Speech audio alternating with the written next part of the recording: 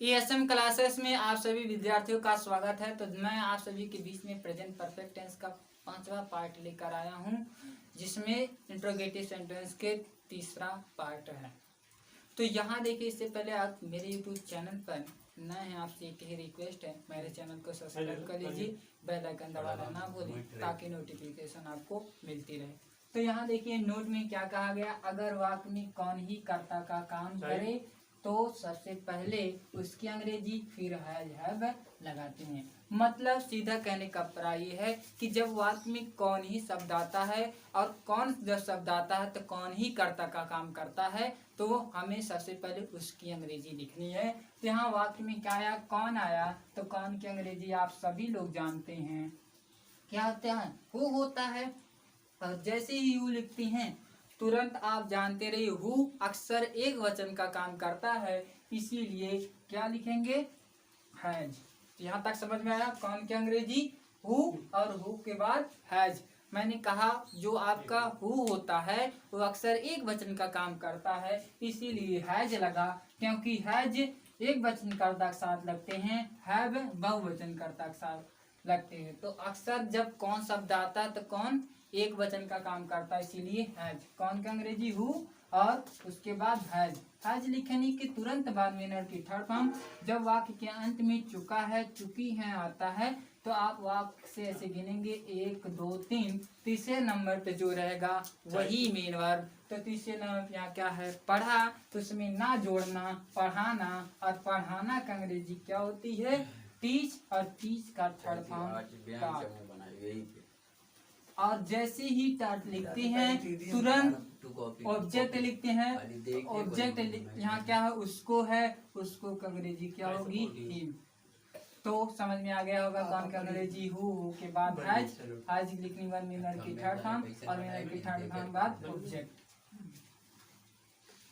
अगर समझ में आ रहा है तो वीडियो को लाइक कीजिए, कमेंट कीजिए।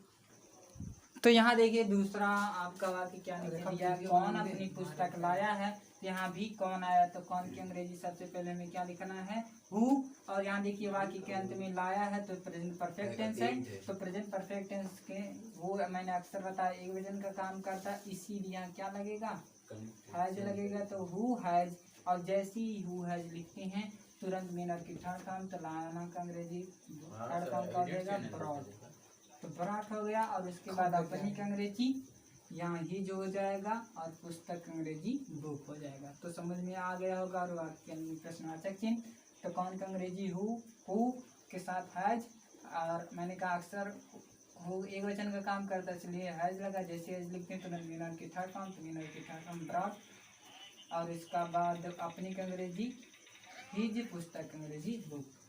तो समझ में आ रहा है तो वीडियो को लाइक कीजिए, कमेंट कीजिए। अगर आप मेरे चैनल पर नए हैं तो रिक्वेस्ट है आपसे चैनल को सब्सक्राइब कीजिए और बेल आइकन दबाना ना भूलें।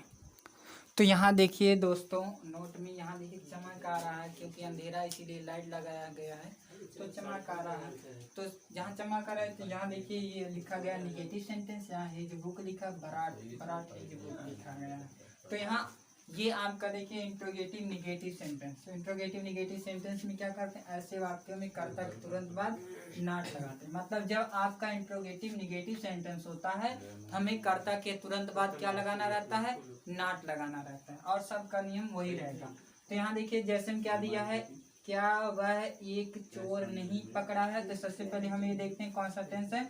यहाँ वाक्य के अंत में क्या आया है, आया है, तो ये आपका प्रेजेंट परफेक्ट टेंस है। और प्रेजेंट परफेक्ट टेंस में कौन सा सेंटेंस है, ये देखिए आपका इंट्रोगेटिव निगेटिव सेंटेंस। क्यों, क्योंकि वाक्य के अंत में प्रश्नवाचक चिन्ह आया है, तो इंट्रोगेटिव, और उसके बाद नहीं है वाक्य में निगेटिव सेंटेंस। ये कौन सा सेंटेंस, इंट्रोगेटिव निगेटिव सेंटेंस।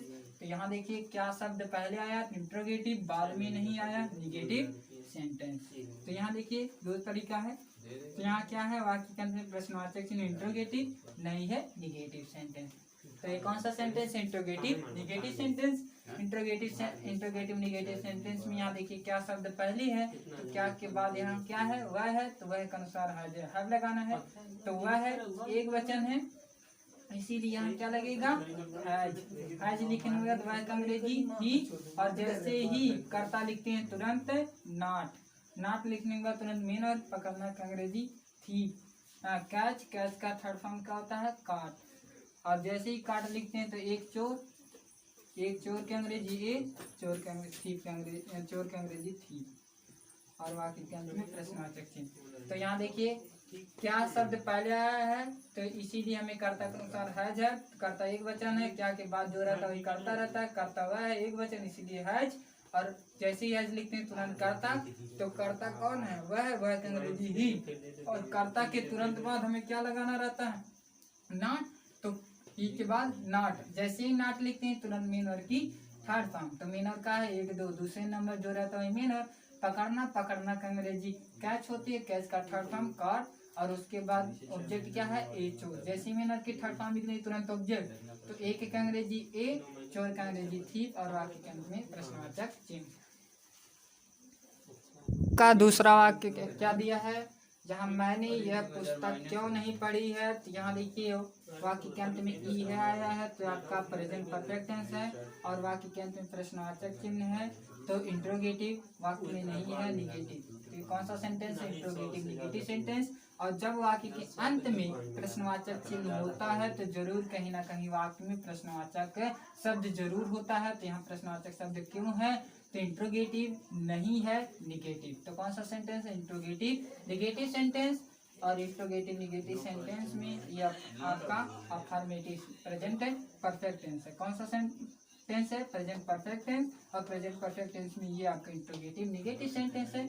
तो यहाँ देखिए प्रश्नवाचक शब्द क्या आया? बीच में आया है। क्यों? क्योंकि अंग्रेजी हमें सबसे पहले, जब प्रश्नवाचक शब्द बीच में आता है तो हमें सबसे पहले उसकी अंग्रेजी और कर्ता के अनुसार हमें हैज हैव लगाना रहता है। यहाँ कर्ता क्या है? जब प्रश्नवाचक शब्द बीच में होता है तो कर्ता पहले। तो यहाँ मैंने है, तो मैंने बहुवचन, इसीलिए हैव।